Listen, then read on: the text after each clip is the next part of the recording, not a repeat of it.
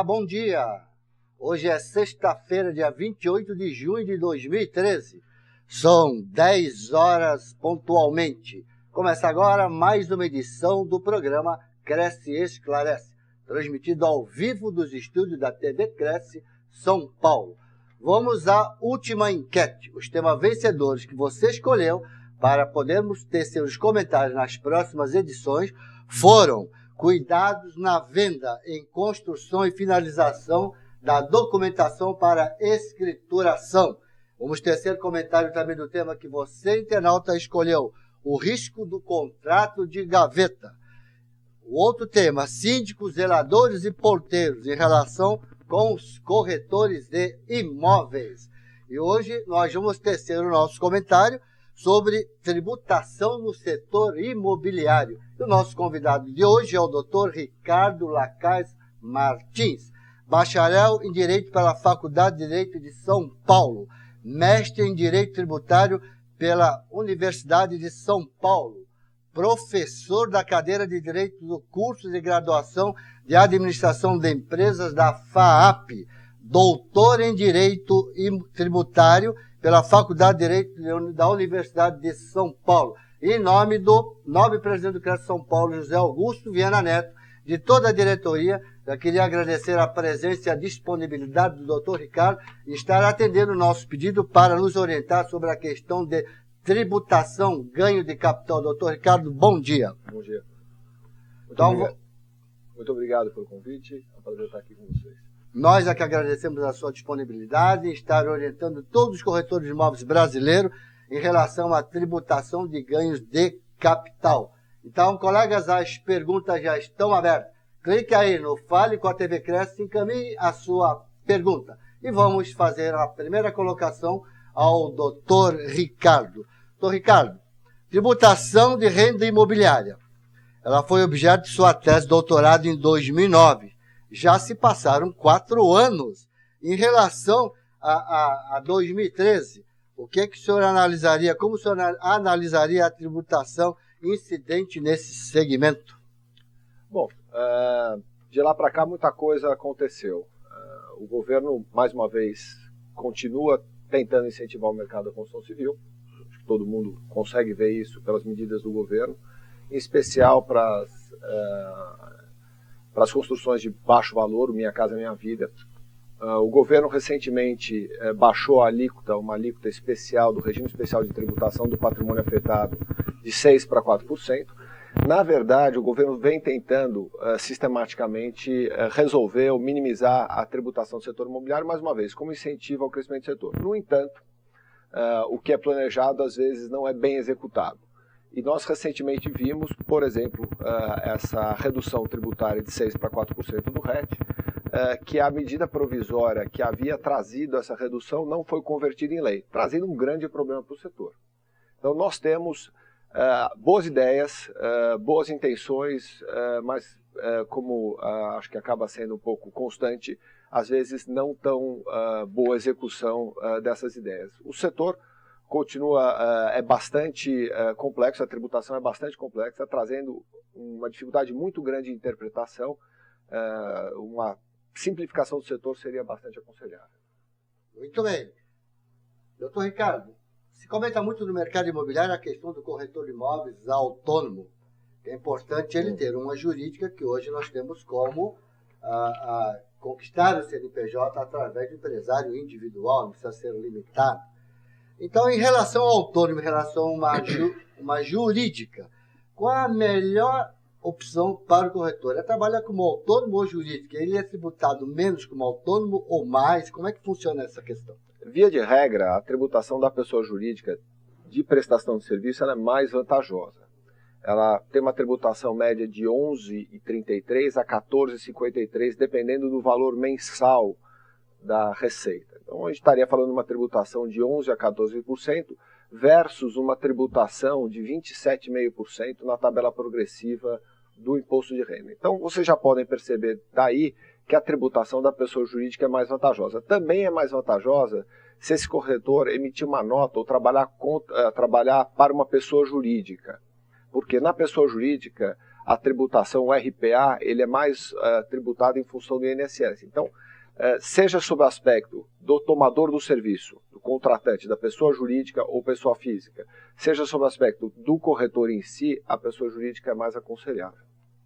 Olha, colegas, de fato, então, hoje nós estamos comprovando que o corretor autônomo, logo, eu acho que vai ficar difícil ele trabalhar no mercado. Ele tendo o CNPJ, ele poderá prestar serviço para bancos, uma série de detalhes que hoje se pede o CNPJ. E também a vantagem de você ter uma jurídica na questão da tributação do imposto de renda. Então vamos falar agora sobre a questão de alienação de bens do ativo imobilizado. Como é que é essa determinação desse ganho de capital, doutor Ricardo? Na verdade, quando você coloca a questão alienação de bens do ativo imobilizado, a questão fica um pouco com um viés mais técnico. Então deixa eu reformular um pouco a questão e talvez esclarecer melhor aos ouvintes. Ativo imobilizado é quando a empresa possui um imóvel de maneira permanente. Aquele imóvel que está na empresa e ele, de maneira definitiva, ele recebe uma oportunidade de venda, uma proposta de venda e pretende vendê-lo. Esse é o ativo imobilizado. Não é uma empresa imobiliária que tenha como atividade do seu dia a dia a compra e a venda dos imóveis. Esse imóvel, por outro lado, estaria no seu estoque. Então, do ativo imobilizado, não é o melhor ambiente tributário para ser vendido. A tributação da venda do imóvel no ativo imobilizado é de 34%, uma tributação bastante elevada. Seja a empresa tributada pelaquela tributação simplificada que todos conhecem, o lucro presumido, seja tributada pelo lucro real. Então, a tributação no ativo imobilizado é bastante desaconselhável. Por outro lado, a tributação do estoque, do imóvel como estoque, quando a empresa possui uma atividade de compra e venda de imóvel, o seu objeto social, tem uma tributação bastante mais vantajosa. No lucro presumido, essa tributação vai a 6,73%. Uma alíquota bastante razoável se a gente comparar, por exemplo, com a alíquota do ganho de capital de 15%, se a gente comparar com a alíquota da pessoa física de 27,5%. Então, o melhor ambiente tributário, a priori, para se vender imóvel é no estoque. Isso aí é um papel mais das construtoras, né, que mantém esse imobilizado. Sem dúvida, mas o que é importante comentar é que o corretor, acho que o papel do corretor, a gente tem visto isso cada vez mais frequente no mercado, acaba auxiliando e acaba orientando, ou pelo menos levantando dúvida ao vendedor do imóvel. Olha, será que aqui é a melhor forma de tributação? Ele tem que conhecer a tributação para prestar um melhor serviço ao seu cliente. Nós já comentamos a respeito de pessoa física e jurídica. A questão do corretor autônomo em relação a uma jurídica, às vezes o corretor ele faz uma grande venda e ele recebe um bom honorário, e ele acaba aplicando esse dinheiro. Renda fixa é uma boa opção para a questão de ganho de capital? Bom, vamos lá. Essa é uma questão bastante interessante e bastante importante do ponto de vista tributário. Qual é o melhor ambiente para se aplicar, ambiente tributário, claro, para se aplicar os recursos? Do ponto de vista estritamente tributário, o melhor ambiente para se aplicar recursos é na pessoa física. Então, todo o rendimento que aquele corretor tem de uma boa venda, o resultado do trabalho dele mensal, anual, se ele puder distribuir o resultado para a pessoa física e aplicar esse recurso na pessoa física, ali é o melhor ambiente tributário. Por quê? Porque lá a tributação é definitiva na fonte. A tributação ela vai de 15 a 22,5, na verdade de 22,5 a 15, é uma tributação regressiva, e ele ainda tem acesso aos papéis imobiliários isentos. Como o corretor conhece muito bem o mercado imobiliário, ele se sente mais confortável na aquisição de certos papéis imobiliários isentos. Por exemplo, os CRIs, as LCI, as letras de crédito imobiliário, os certificados recebíveis imobiliários, são papéis onde os fundos de investimento imobiliário, são papéis onde você aplica os seus recursos em aplicações, às vezes de renda fixa, às vezes de renda variável, mas com um ganho tributário bastante relevante. Portanto, a pessoa física é o melhor ambiente tributário para se aplicar recursos. E ações? Ações é bastante interessante. A gente brinca que há uma forma de você não pagar imposto, uma forma legal, sempre, de não se pagar imposto sobre a venda de ações. As ações também, da mesma forma, o melhor ambiente tributário para se aplicar ações é na pessoa física. Você comprar ações por uma pessoa jurídica, você estaria sujeito àquela tributação elevada de 34%. Na pessoa física, a tributação das ações é de 15% sobre o ganho.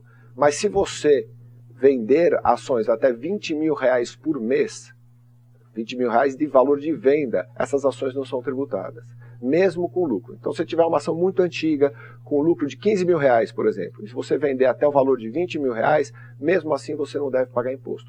Então, é muito comum um planejamento tributário de você comprar ações, como, por exemplo, um fundo de aposentadoria, você vai comprando ações de grandes bancos, grandes empresas, empresas sólidas, empresas que você gosta, e vai amelhando um patrimônio. Chega com um bom patrimônio ao final da vida e quer fazer jus àquele valor. Você vendendo até R$20 mil por mês, ou seja, acaba sendo uma aposentadoria de R$20 mil por mês, você não paga imposto algum. Nem na aquisição, porque o investimento não tem imposto, e nem na venda. Então é um planejamento tributário e até um planejamento patrimonial de aposentadoria bastante interessante. Doutor Ricardo, uma empresa imobiliária, quando no seu contrato social, ela não tem previsão de comercialização de imóveis, e ela optou pelo lucro presumido. Como é que é essa tributação? Exatamente como mencionamos há pouco. Quando o imóvel está em estoque, ela tem no objeto social compra e venda de imóveis, e, portanto, aquele imóvel passa do ativo imobilizado para o estoque, a tributação dela, de forma simplificada, é de 6,73% no máximo. É a tributação pelo lucro presumido. Então, é uma tributação bastante vantajosa e, ressaltando, se a empresa for de incorporação imobiliária, ainda há a possibilidade de ela ter aquele RET, o regime especial tributário, que hoje voltou a ser 6%, mas que nós sabemos, o governo está trabalhando em retornar aquela tributação vantajosa dos 4% mencionado no início. Ricardo, existe alguma diferença nessa questão da empresa, no lucro presumido, lucro real? Há diferença na questão de tributação? Essa é uma matéria bastante complexa. Sim, há uma grande diferença da tributação do lucro real para o lucro presumido. Explicando um assunto muito complexo, mas em poucas palavras. O lucro real é aquela forma de tributação onde você tributa o seu lucro verdadeiro. Onde, por exemplo, se você tiver um prejuízo, você não pagará imposto algum. Digo, imposto de renda e contribuição social.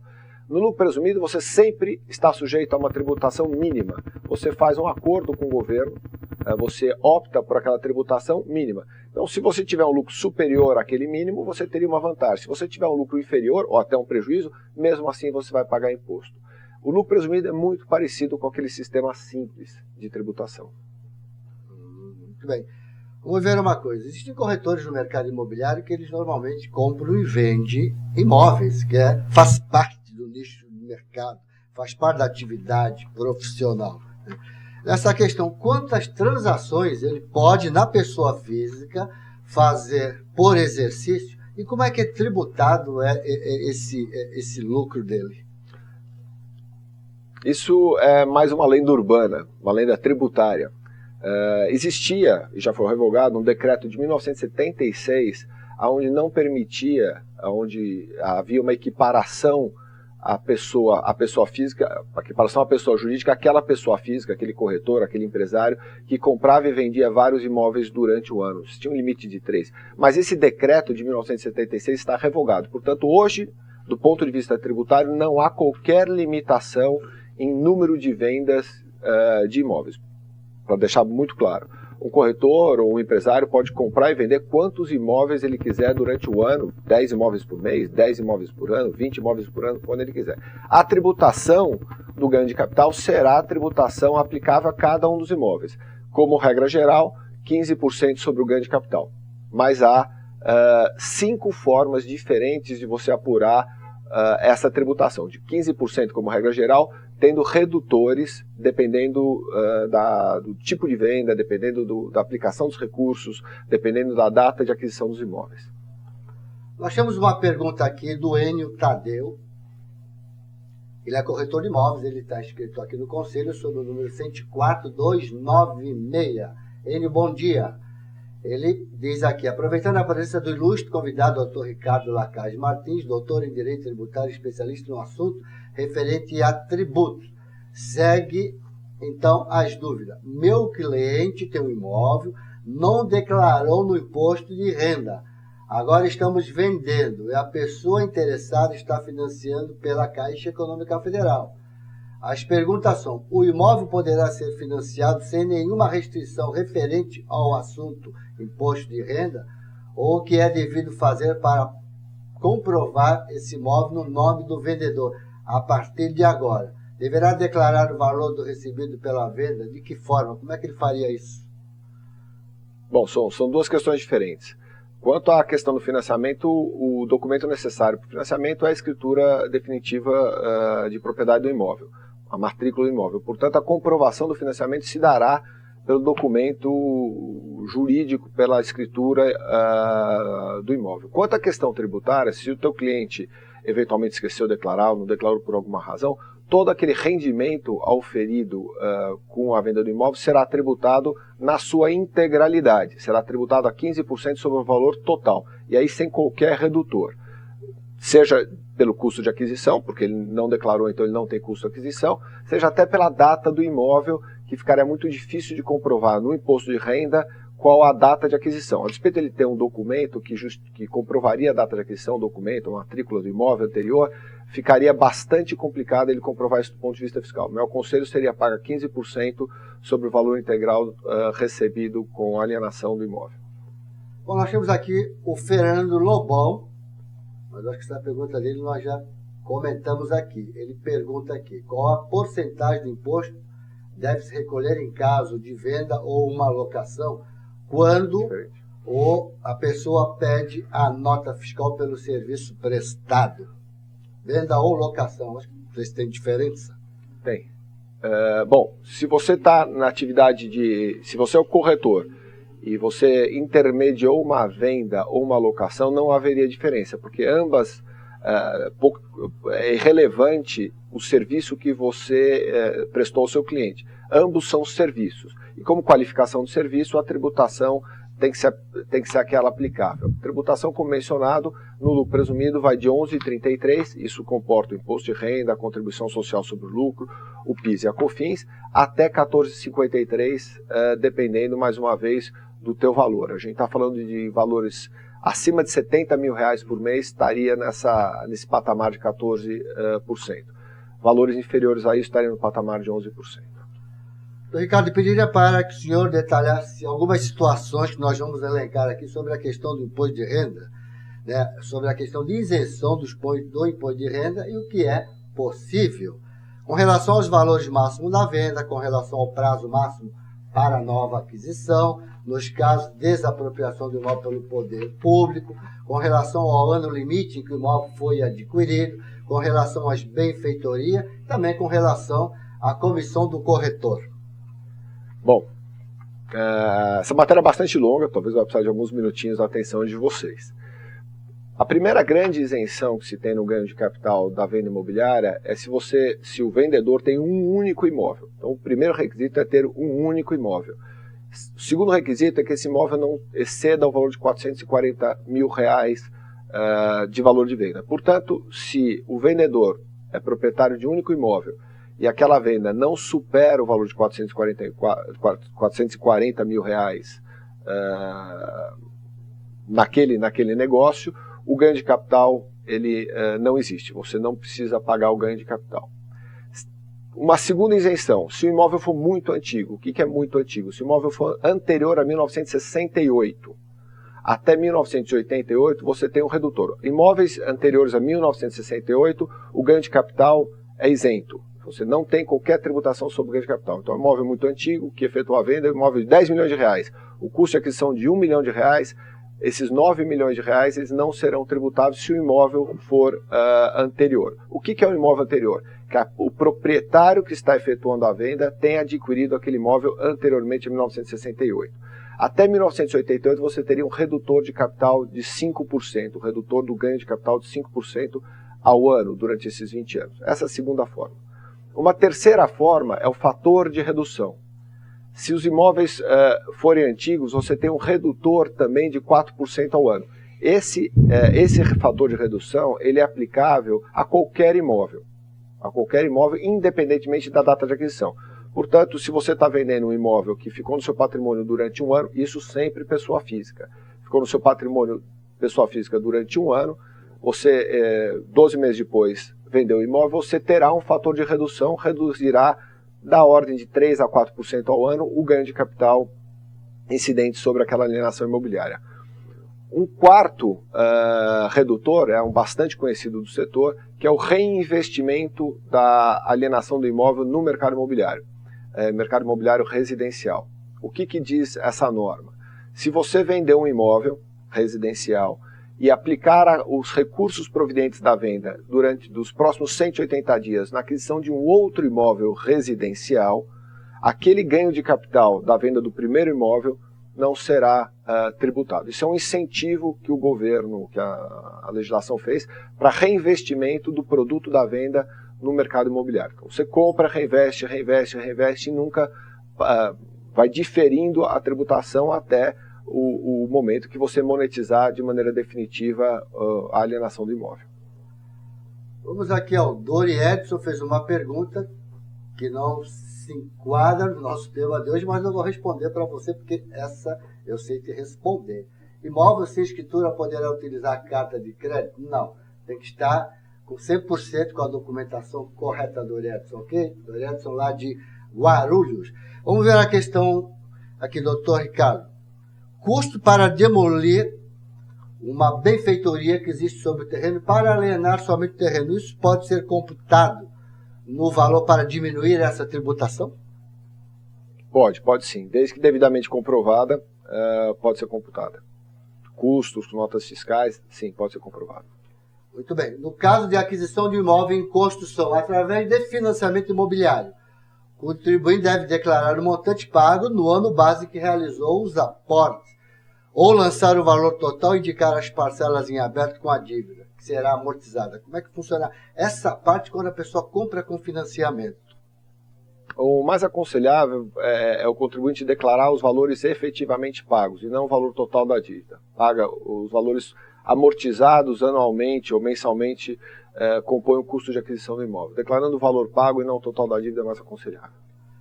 Nós temos aqui o Celso, lá de Campinas, doutor Ricardo. Ele diz aqui: não entendi, a isenção se dá pela aquisição anterior a 1968 ou a idade do imóvel anterior a 1968.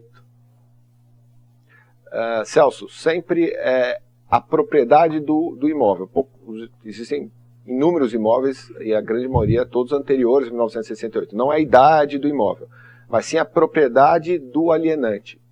E a propriedade não é o imóvel estar na família do alienante. Isso é muito comum. Não, eu tenho um imóvel do meu avô. Não é o imóvel do seu avô. Se você, proprietário do imóvel, alienante do imóvel, adquiriu aquele imóvel anteriormente a 1968, aquele imóvel, o ganho de capital relativo àquele imóvel será isento. Não é o imóvel que é isento, mas é o lucro na alienação do imóvel será isento. Muito bem. Vamos ver agora uma outra questão. Imóvel rural. Imóvel rural. É um imóvel rural que tem a benfeitoria ou a terra nua. Existe alguma diferença de tributação ou não na alienação? Na verdade, imóvel rural, você tem uma regra diferente do ganho de capital. Isso é bastante interessante, pouca gente conhece. O custo de aquisição do imóvel rural não é o valor que você pagou na aquisição daquele imóvel rural. No imóvel urbano, todo mundo sabe, um contribuinte foi lá e gastou R$1 milhão na aquisição do imóvel, colocou benfeitorias de 100 a 200 mil reais, então você tem um custo de R$1 milhão e 200 mil reais. Quando ele vender o imóvel por 2 milhões, ele terá um ganho de capital de 800 mil reais, porque o esforço econômico que ele efetuou para a aquisição do imóvel foi de R$1 milhão e 200 mil reais. 1 milhão na aquisição, 200 mil reais na benfeitoria. Deveria ser da mesma forma, a priori, no imóvel rural, mas não é assim. O imóvel rural tem uma vantagem que o imóvel urbano não possui. O custo de aquisição do imóvel rural é o valor declarado no ITR. Como vocês sabem, o ITR é um imposto primo do IPTU, é um imposto territorial rural, onde o contribuinte declara o valor da sua propriedade. Então, qual a tendência do contribuinte? Declarar um valor muito baixo, porque quanto menor o valor do ITR, menor será o valor mensal que ele pagará. O valor venal, para efeito do ITR, será menor o valor que ele pagará de imposto. No entanto, na venda desse imóvel, o ganho de capital será maior. Então, é muito comum no ano da venda, um ano antes da venda, o contribuinte aumentar o valor de declaração do ITR, colocando o valor de mercado, pagando um imposto de propriedade um pouco maior, que é um imposto bastante reduzido, mas, por outro lado, economizando o valor no ganho de capital da venda. Então você tem como, de uma forma indireta, reavaliar o custo de aquisição do imóvel rural. Então, Ricardo, não sei se o senhor está ao par, mas eu gostaria de tecer um comentário sobre um projeto de lei que se encontra no Senado, o 21/2009. Teria como comentar alguma coisa a respeito? É um bom projeto, não é? Será que vai ser aprovado depois do que está acontecendo no Brasil? Tudo está andando mais rápido, né? Tanto no Senado como na Câmara dos Deputados. Será que isso aí agora sai? Nós tivemos a oportunidade, inclusive, de participar das discussões desse projeto. Ele vai muito em linha do que nós dissemos no início. O governo sempre está trabalhando para incentivar o mercado imobiliário, porque sabemos que o mercado imobiliário é um grande gerador de emprego, um grande gerador de renda, e nessa linha está em discussão esse projeto de lei de número 21. O que diz esse projeto? Vocês se lembram que nós mencionamos há pouco que caso o contribuinte venda um imóvel e reinvista o valor da venda em outro imóvel residencial, ele tem um prazo para fazer isso de 6 meses, 180 dias. Esse projeto, uma das alterações que ele propõe, é que esse prazo seja estendido para 360 dias, ou seja, para um ano. Então, o contribuinte aliena o imóvel, ele tem um ano para procurar um outro imóvel e reinvestir aquele valor para que ele não pague o ganho de capital referente àquela primeira alienação. É isso que diz o projeto 21. Nós temos uma pergunta aqui do Arnaldo Ribeiro, aqui de São Paulo. Ele diz assim: a alíquota do IR que o locador deve pagar sobre os rendimentos de aluguéis, existe um valor anual de rendimento com aluguéis abaixo do qual existe isenção? Ele deve querer saber o valor, se existe algum valor mínimo, né? Uhum. Bom, se o proprietário do imóvel for pessoa física, o valor da isenção é aquele mesmo aplicável à tabela progressiva dos salários normais que todo brasileiro está sujeito. Tabela progressiva que vai de 15% a 27,5%. Hoje a isenção está por volta de R$1.000 e poucos. Então, aluguéis inferiores a R$1.000, R$1.200, esses aluguéis serão isentos do imposto de renda porque eles não chegam à tabela progressiva. Normalmente, o melhor ambiente tributário para se ter receita de locação é numa pessoa jurídica, para aluguéis em valores superiores a R$7.000, R$8.000. Valores inferiores a esse patamar de R$7.000, R$8.000, o melhor ambiente tributário seria a pessoa física, por conta dessa isenção que você muito bem mencionou. Nós temos aqui, nosso horário já está em cima, mas temos 3 perguntas, vamos ver se a gente faz aqui um bate-papo rápido aqui. O Valdecir de Mairim, que ele diz assim: escutei que no primeiro imóvel até 440 mil é isento, mas se um único terreno fazer 2 casas com a matrícula individual e se vender apenas uma, tem que pagar ganho de capital ou só quando vender a segunda? Na verdade, como eu havia mencionado, o requisito é ter um único imóvel. Então, se você aliena um imóvel e você paga o ganho de capital naquele primeiro imóvel, daquela primeira matrícula que você mencionou, e de modo que você alienou aquele imóvel, você passou a ter um único imóvel. Na segunda venda, o seu requisito está cumprido, eu tenho um único imóvel. E, portanto, você poderá se beneficiar do ganho de capital, da isenção do ganho de capital até R$440 mil, porque naquele momento você tem um único imóvel. Colegas, eu espero vocês na próxima sexta-feira com os temas que vocês escolheram, são importantíssimos para que vocês possam ficar a par. E quero agradecer aqui novamente o Dr. Ricardo por sua disponibilidade. Muito obrigado e rapidamente suas considerações finais. Pode ser um tema livre, doutor. Muito obrigado a todos. A questão tributária é extremamente relevante. É relevante como empresário, como corretor, é relevante para que você conheça e possa auxiliar o teu cliente a fazer um melhor negócio. Então eu convido vocês a estudar essa questão. É um assunto sempre pulsante, é um assunto bastante interessante e muito relevante na vida de cada um de vocês. Muito obrigado pela atenção, um bom final de semana. Obrigado, doutor Ricardo, em nome do presidente Viana, toda a sua diretoria, e agradeço a vocês que nos deram essa carona nesta sexta-feira, 28 de junho de 2013. Espero você na próxima sexta-feira, tá? Boa sexta-feira, um bom final de semana, bons negócios e até a próxima. Tchau.